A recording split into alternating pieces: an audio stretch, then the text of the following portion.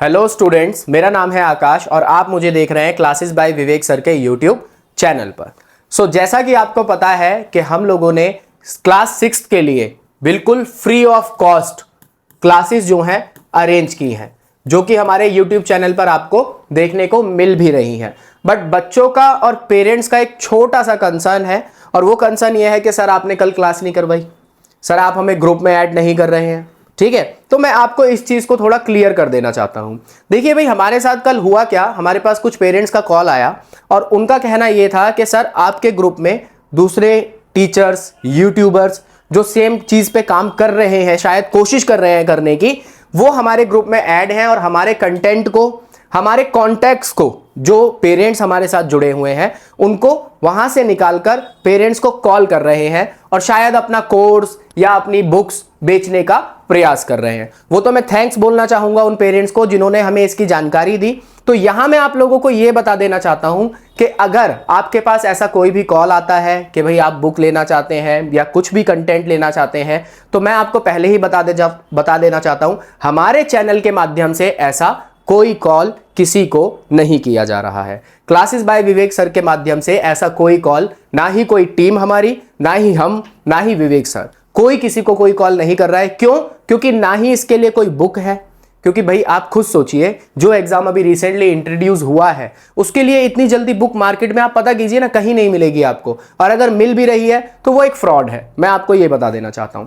दूसरी चीज, पेरेंट्स कह रहे थे सर आप ग्रुप में नंबर ऐड नहीं कर रहे। हमारा इस चीज में यही कंसर्न था कि जो वहां से हमारा कंटेंट जो है वो चुराया जा रहा है। तो इसका एक छोटा सा सॉल्यूशन हम लोगों ने निकाला है। बाकी आप लोगों को जो ठीक लगे आप हमें कमेंट बॉक्स में बताइएगा कि हम इसका क्या सॉल्यूशन कर सकते हैं।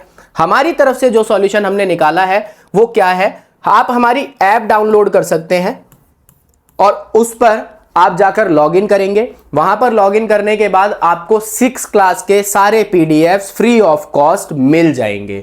You don't need to buy any book, आपको कोई भी किताब खरीदने की आवश्यकता नहीं है। और ये सिर्फ 6 क्लास के लिए है। 7th क्लास के लिए हमने अपना सफलता 1.0 बैच लॉन्च कर दिया है, जो कि 1 अगस्त से चल रहा है for class 7th and 8th। और मैं इसमें भी बता देना चाहता हूं, जिस भी विद्यार्थी ने बैच नहीं लिया है और बैच लेने का इच्छुक है तो आप इसे जल्दी परचेज कर लीजिए, क्योंकि हमारी लगभग 14 क्लासेस हो चुकी हैं। और अगर आप सच में सिलेक्शन लेना चाहते हैं तो आप हमसे जुड़िए, तैयारी कीजिए। अगर आप सही डायरेक्शन में और सही तरीके से बिल्कुल मन लगाकर तैयारी करते हैं तो आपका सीएम श्री के अंदर एडमिशन जरूर होगा। तो 7वीं और 8वीं क्लास के बच्चे जो हमसे जुड़ना चाहते हैं वो इस नंबर पर कांटेक्ट कर सकते हैं।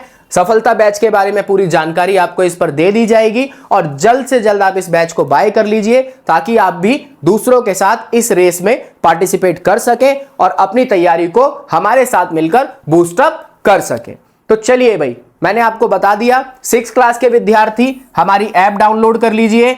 और ऐप डाउनलोड करने के बाद अब जितनी भी पीडीएफ्स होंगी, वीडियोस तो आपको यहां पर मिल जाएंगी यूट्यूब चैनल पर हमारे, लेकिन जितनी भी पीडीएफ्स होंगी वो आप लोगों को हमारी ऐप के ऊपर मिल जाएंगी। और किसी को भी कोई इशू आता है ऐप को डाउनलोड करने में, या फिर आप लोगों को इशू आता है पीडीएफ्स डाउनलोड करने में, तो इसके लिए भी हम एक वीडियो बना देंगे, आपको समझा देंगे किस प्रकार से इसको प्रोसीड करना है। चलिए भाई, तो आज की क्लास हम अपनी शुरू करते हैं 6 क्लास के विद्यार्थियों के लिए।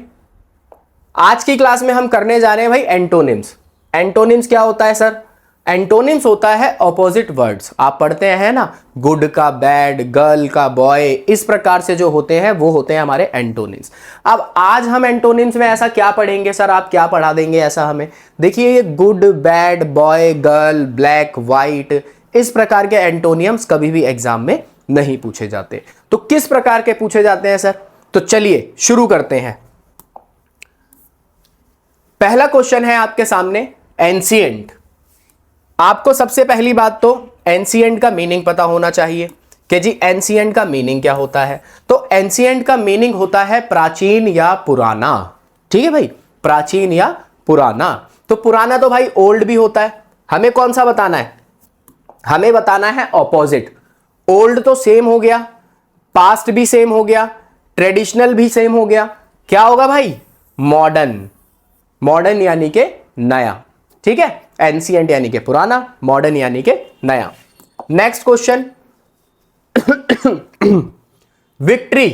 विक्ट्री का मतलब क्या होता है भाई? विक्ट्री का मतलब होता है जीत, जीत जाना। आपको भी विक्ट्री करनी है एग्जाम के अंदर।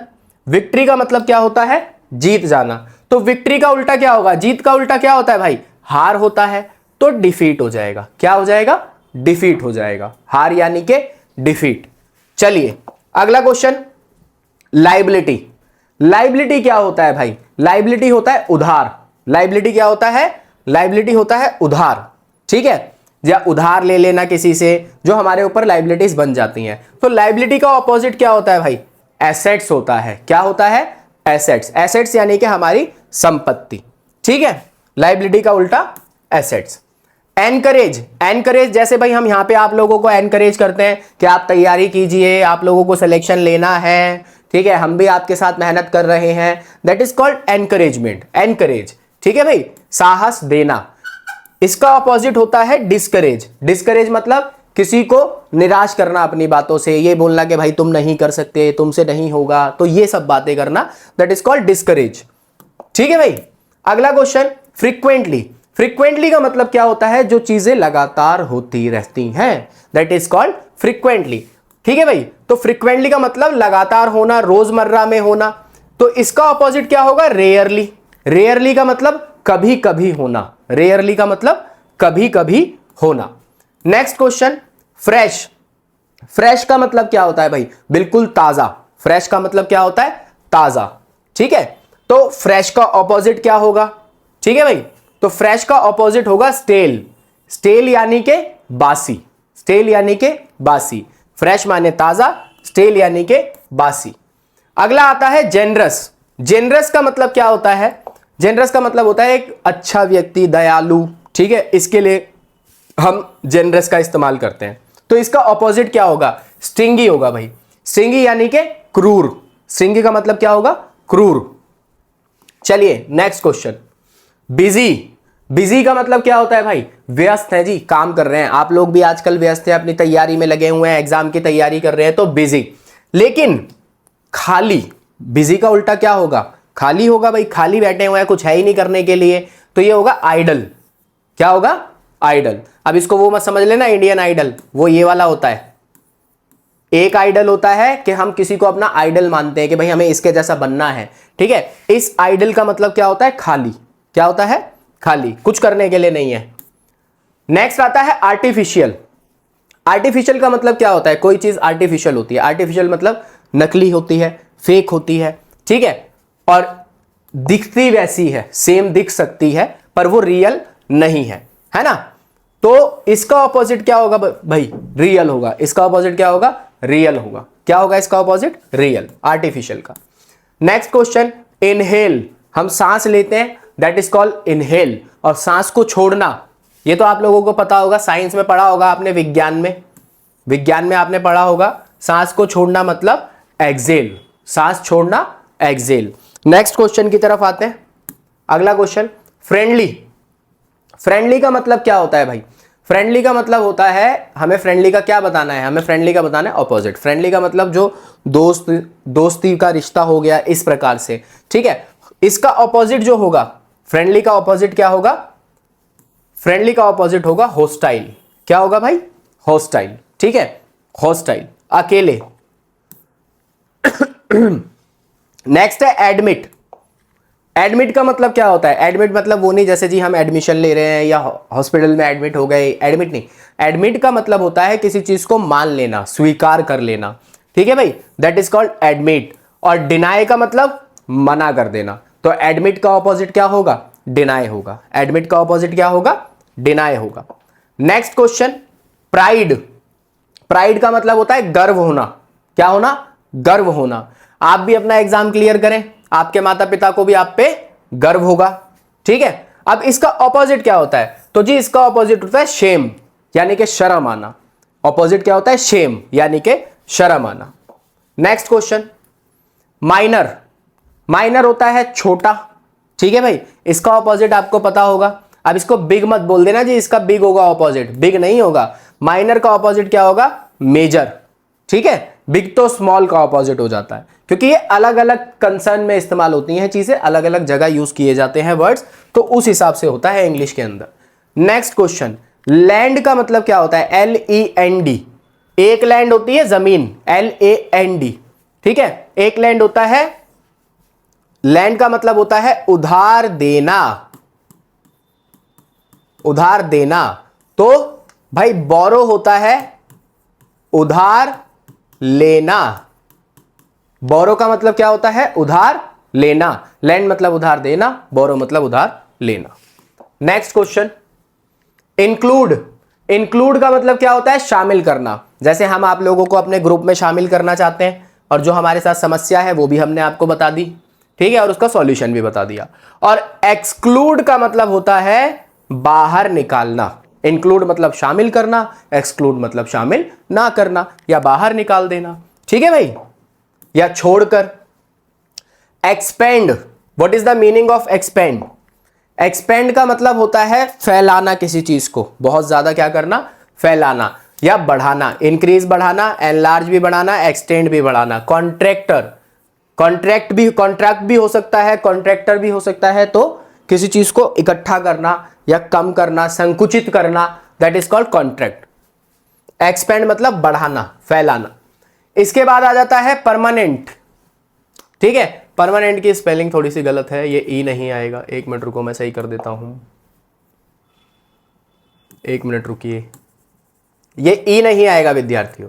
परमानेंट, परमानेंट का मतलब क्या होता है? कोई चीज है जो परमानेंट है, जो लगातार है, कंटिन्यूअस है, दैट इज परमानेंट। तो परमानेंट का ऑपोजिट क्या हो जाएगा? टेम्पररी हो जाएगा। क्या हो जाएगा विद्यार्थियों? टेम्पररी हो जाएगा परमानेंट का ऑपोजिट, ठीक है। Next question, optimistic. ऑप्टिमिस्टिक होता है आशावादी। जैसे आपको अपने विचार भी कैसे रखने चाहिए? आशावादी, पॉजिटिव सोचना कि भाई मेरा ये एग्जाम क्लियर हो जाएगा अगर मैं अच्छे से तैयारी करूंगा तो, ठीक है। ऑप्टिमिस्टिक का मतलब क्या होता है? आशावादी।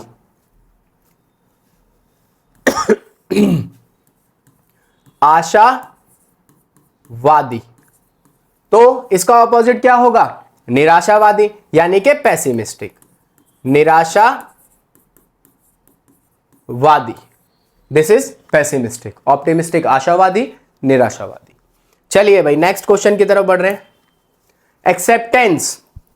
एक्सेप्टेंस मतलब किसी चीज को एक्सेप्ट करना, अपनाना, ठीक है। तो उसका ऑपोजिट क्या होगा? किसी चीज को ठुकरा देना, दैट इज कॉल्ड रिजेक्शन, ठीक है भाई। एक्सेप्टेंस अपनाना और किसी चीज को ठुकरा देना मतलब रिजेक्शन। अब इसके और प्रैक्टिस क्वेश्चन आप लोगों को जैसा मैंने बताया हमारी ऐप के ऊपर मिल जाएंगे। You can download our app, ठीक है भाई। वहां पे आपको पीडीएफ्स भी मिल जाएंगी, आप उसे डाउनलोड कीजिए, वहां से पीडीएफ डाउनलोड कीजिए, सॉल्व कीजिए। जो डाउट आए वो हमारे पास कमेंट बॉक्स में आकर बताइए, हम उसको सॉल्व करेंगे। तो आज की क्लास में मैं आपके लिए ये 20 क्वेश्चन लेकर आया था एंटोनिम्स के, यानी कि ऑपोजिट वर्ड्स के। आई होप आपको क्लास अच्छी लगी होगी। अगर क्लास अच्छी लगी है तो वीडियो को लाइक करें, शेयर करें और चैनल को सब्सक्राइब जरूर करें। Thank you.